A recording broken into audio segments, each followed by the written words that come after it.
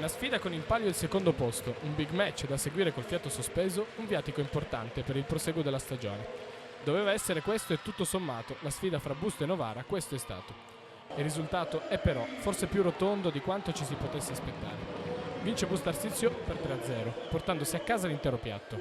Una vittoria pesante in ottica campionato, che allontana ancora di più Novara e forse rende incolmabile quella spaccatura che ormai c'è e non si può più né ignorare o minimizzare. Una discrepanza che è stata evidente a livello mentale, ancor più che tecnico. Laddove le Bustocche non hanno sbagliato nulla, le piemontesi hanno perso la bussola, troppo presto e troppo spesso. Il primo set evidenzia fin da subito le difficoltà di Novara. La truppa di Barbolini fa fatica a trovare ritmo, stando però al gancio grazie alle sortite di Meg Courtney e agli sprazzi di Cristina Chirichella. Dall'altra parte però c'è la solita costanza di Britt Herbots e una Hayley Washington in stato di grazia.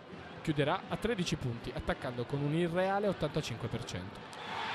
Orro cerca e trova costantemente la centrale del Colorado, che nel primo set non sbaglia niente e mette a ferro e fuoco la difesa comunque spenta di Novara.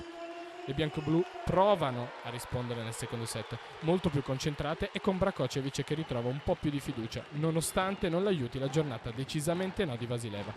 Anche Hancock smista con maggiore lucidità e il risultato è un set tiratissimo, vetrina di un volley di suprema qualità. Ai vantaggi però la spuntano ancora le farfalle. Se le super difese di Sanson e Leonardi si equivalgono, e anche Carsalò accusa qualche passaggio a vuoto, è di nuovo Washington la difference maker. Un 28-26 preludio di una battaglia campale, che però non arriverà mai. Le campionesse d'Europa infatti si perdono d'animo e si fanno deconcentrare da alcuni episodi avversi, permettendo alla frustrazione di montare. Le lombarde ne approfittano giocando con semplicità, disarmante visti i colpi difficili che inanellano, volando sulle ali dell'entusiasmo di una partita dove ha funzionato davvero tutto. Gli errori sempre più grossolani delle ospite scavano un solco sempre più irriducibile.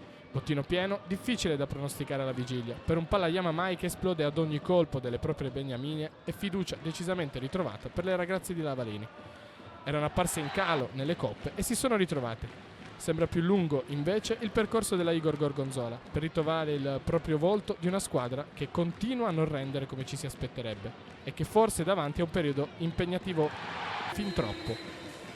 Che ne dicano gli allenatori, la UNET Work si candida a seconda forza del campionato, forse per dispersione, con l'onere di dover provare a vestire prima o poi i panni dell'Anticonegliani.